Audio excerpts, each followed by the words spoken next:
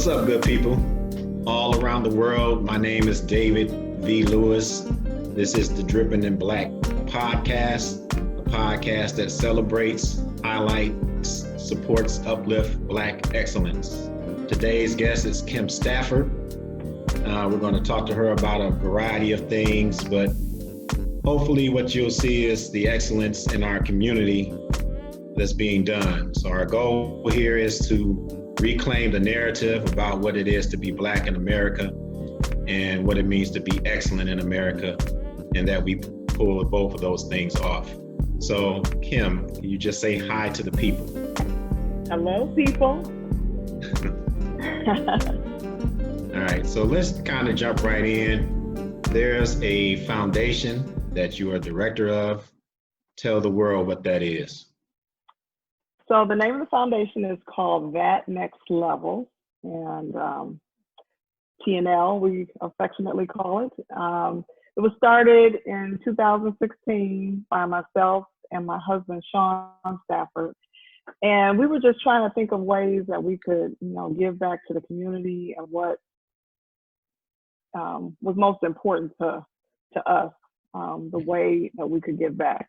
And so one of the things that we talked about is just the cycle of poverty, and that, is prevalent in our community. And so we wanted to see ways and come up with a way that we could, challenge that cycle and break that cycle. And so we thought about, we were coming up with all types of ideas. And one of the things that kind of jumped in our head was this program called Junior Achievement. And it's been around for 100 years, and their focus is primarily on teaching young people about how to manage their finances. Okay. And also they have some programs on career development, on entrepreneurship. So we said, why do we have to recreate, or reinvent the wheel? Why can't we just take some of the aspects from that program and bring those directly to the students?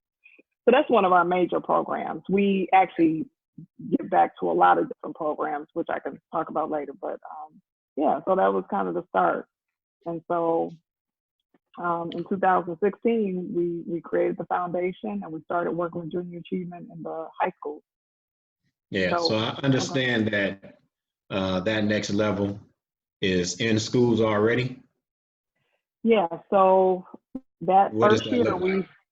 so what we do is we get volunteers. Most of the volunteers have been friends and some family members, and actually some of the people that work for our company, Resco. And we started off at Cody High School in Detroit, Detroit Public High School. And we had about 10 classes, and we taught 5 career success classes and 5 personal finance classes. And those went very well. We had good support from the teachers and from the principal at that school. And we were at Cody for 2 years, and then we decided to go into Martin Luther King High School, which is right downtown Detroit. So we've been there for 2 years as well. And so we're just, unfortunately, due to COVID, our spring semester got cut short. Yeah. But we're looking forward to going back to both of those schools, probably virtually this year. Yeah. Now, how do you feel it's going in terms of the impact that you're having, specifically with this concept of personal finance? So I think it's been tremendous. I mean, we've probably served right now over 1,000 students in the Detroit Public School over these past 4 years. And we've had wide ranges of students. I don't know if you've been to Cody, but Cody is in a neighborhood that's, it's not doing that well. There's a lot of services that are, there for the students, but they didn't have this particular service of, teaching them the basics about savings, about going to school, finishing your education, whatever that might be. And I think that we've at least put in their mind a little seed that hopefully will grow. We can't reach every student, but we try to at least have them thinking oh, okay, I just earned this money from my summer job. Maybe I should save a portion of it. Yeah. And also, you know, I went to college. You know, a lot of my family members have gone to college. But one of the things I started thinking about as I was working with the students is that you don't always have to go to college. Right. What we say is you need to have a skill. Yeah. So whatever that skill may be, you know, you have to grow that and nurture that. And so if your skill is being a barber, if your skill is being an electrician or plumbing, getting a certificate, or if your skill is being a lawyer, there's so many different avenues to make money. But when you do make money, you just can't spend it all, right? You have to save a portion of that. And so, you know, we just take them through the steps of how are you going to earn your living? How are you going to save that money? How are you going to budget that money? And how are you going to keep that money? Okay. So, wow. Yeah. So it's been very successful. We've had some great students that have come through our program. And one of the things that we do at the end of the program is we have a kind of like a ceremony. We give each of the students a certificate. We have a pizza party for them. Okay. My husband gets up and speaks about his experience being in Detroit Public Schools. So it's a great program. So you focus on personal finance skills. Are there other skills that the students learn as well as personal finance through the foundation? Yeah, I definitely think so. I think through just the volunteers that are there, we have volunteers from all walks of life. We have some people that work for us who are property managers or leasing agents we've had, or, you know, we have a couple engineers, human resources. So I think just having that interaction with a professional and interacting with the students, they are already learning through us, you know, because we follow the format of junior achievement, but we always add a little something extra to it. So we try to bring our real world experiences to the students, you know, and give them our background as, you know, as a guide. One of our volunteers, I remember one time she talked about her experience in being a student and going to college, and how it took her so long to get to the point where she currently is, and she's doing very well. But she went a long path, and she wasted a lot of money, she spent a lot of money, but she finally made it. So she's trying to, you know, she's giving them her perspective about not making the same mistakes that she has. So, but we talk about all kinds of things. We talk about being a good communicator, about being creative, being someone that, you know, if you're in a job, that you contribute to that job, and that you'll be someone that they want to keep, you know, that they want to promote to the next level. So not just doing your job, but doing it well. So we touch on the personal finance. We touch on some of those things, but we have another program that we have for the students. It's called Career Success. And so in that one, we talk more specifically about how to get a job, how to keep a job, and how to grow and select the type of career path that you want to go into. Wonderful, wonderful. So they're getting really a well-rounded education in 21st century skills, right? Things that, regardless of what kind of profession they decide to go into, those skill sets can be used in that profession, right? Through the foundation, as well as this personal finance focus. So let's talk about the importance of education in the personal finance story. How does education serve as a foundation for that?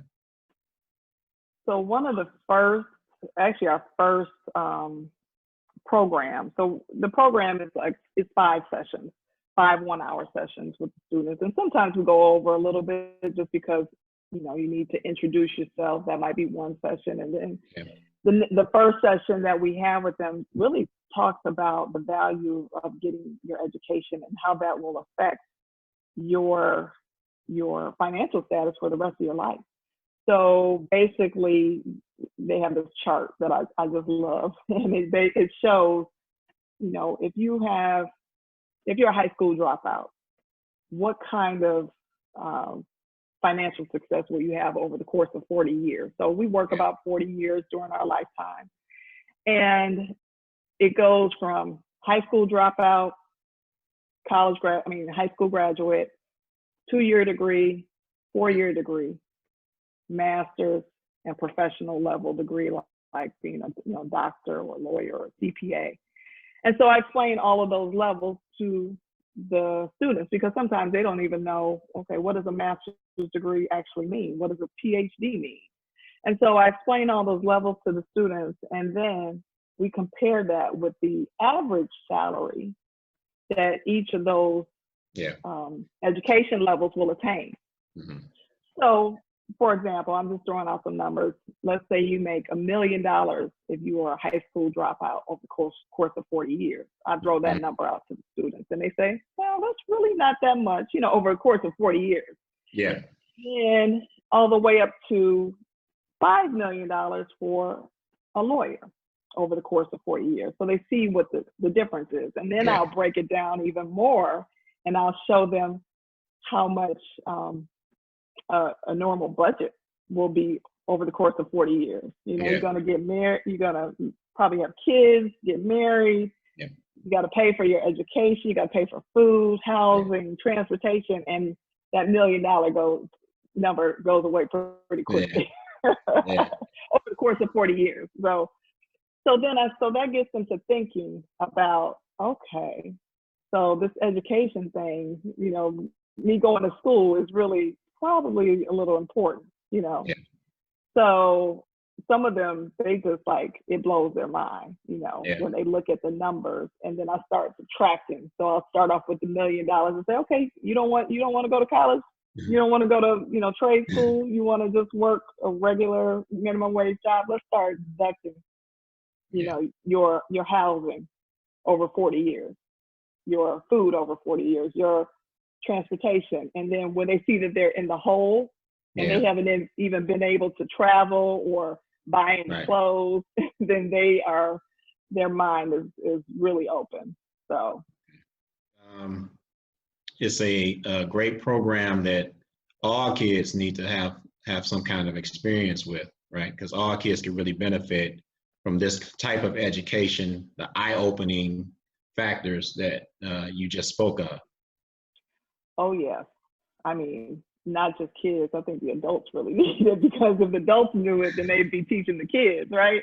Yeah. I mean, this is stuff that, I always give the kids an example that my father, my parents, they both taught me the importance of saving. So that was great. That was a good thing.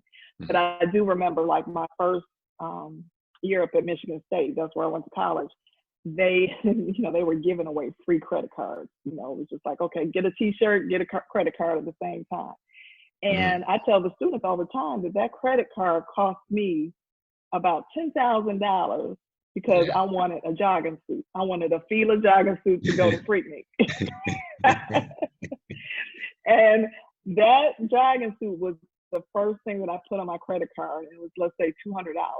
And but one thing my father did always tell me was pay the minimum balance. If you don't do anything else, pay the minimum. Uh-huh. And that probably was good advice, but it probably wasn't the best advice, because not only the minimum, but you need to pay a little bit more than the minimum to counteract the interest.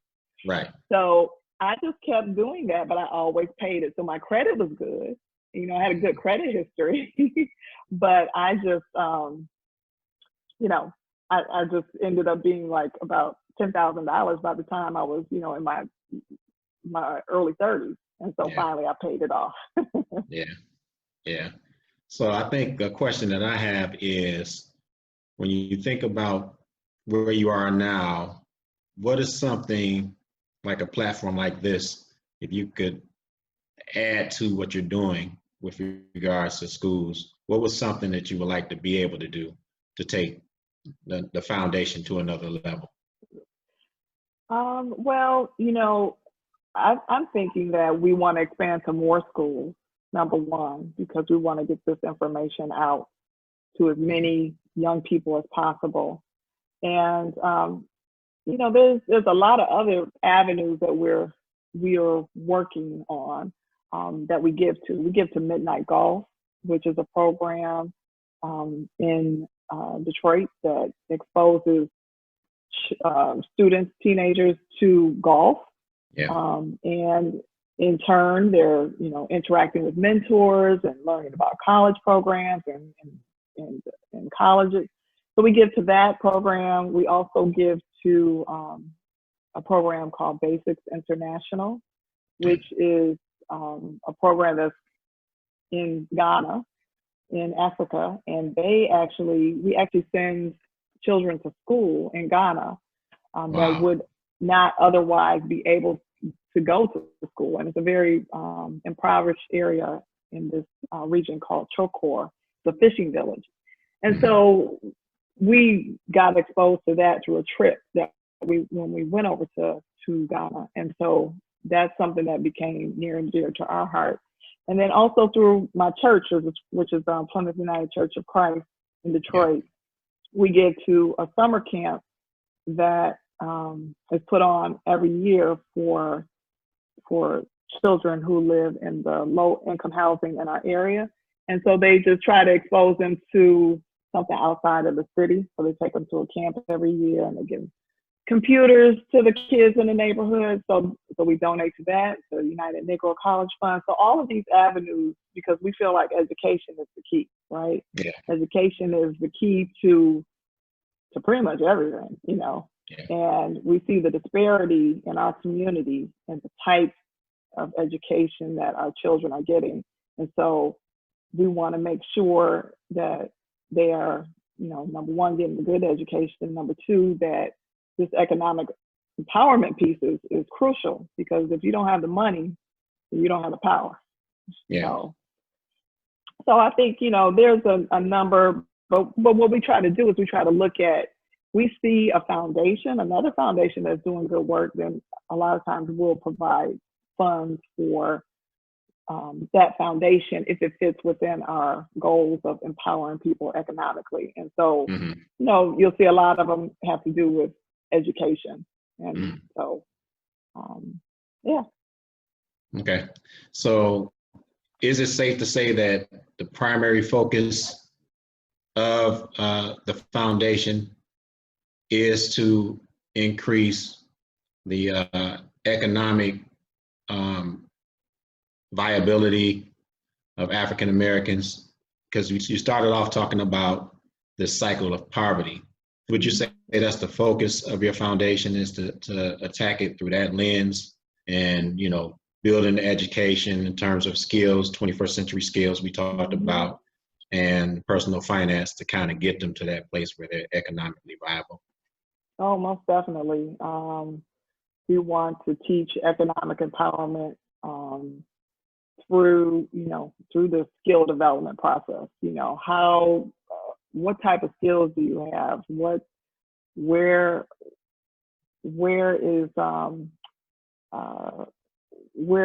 are your assets? How can you use those assets to create wealth? And how can you give that wealth back to your community, back to your family? Because once you break that first cycle, that first generation, then the world is open. If you're the one in your family to progress and go to school, go to college, and save money and build wealth and buy a house and then pass that on to your next generation, then chances are that next generation is going to continue.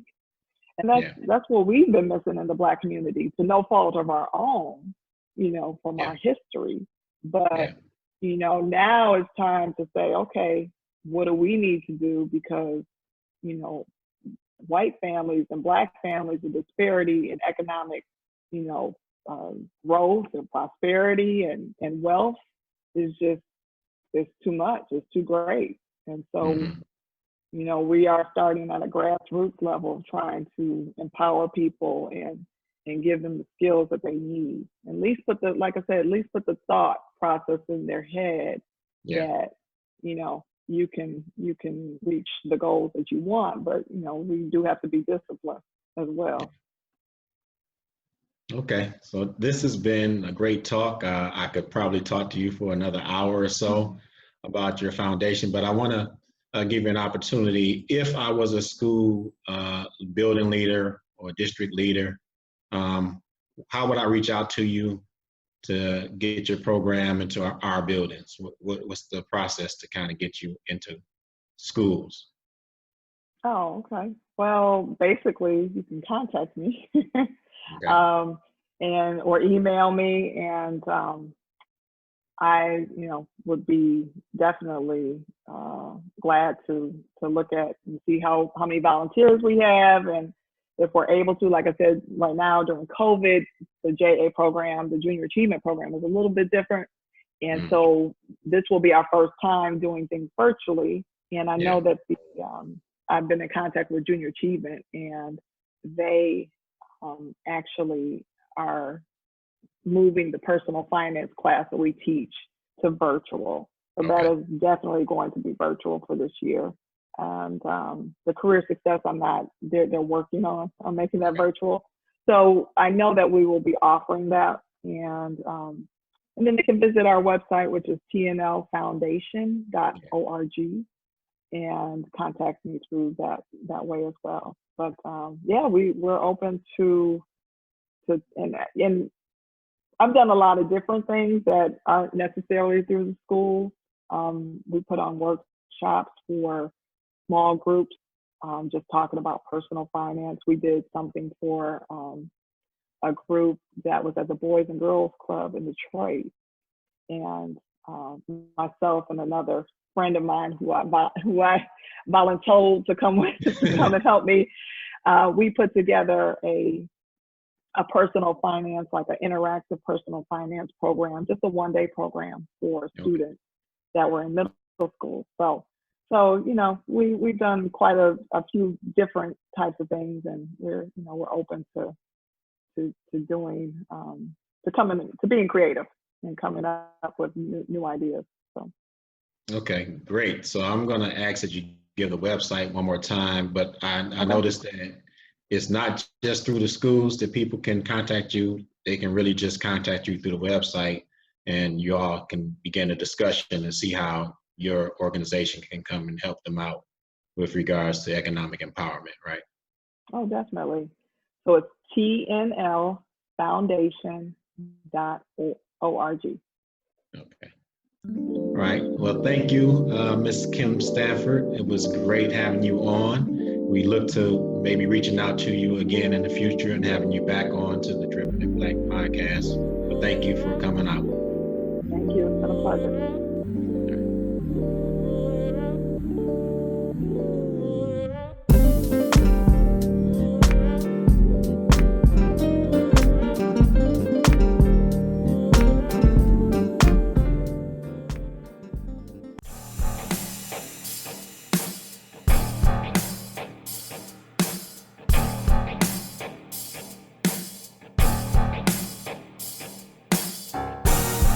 Our thanks again to Kim Stafford for joining us here on the Dripping in Black podcast and helping us with a very important conversation for the Black community dealing with financial literacy and economic empowerment.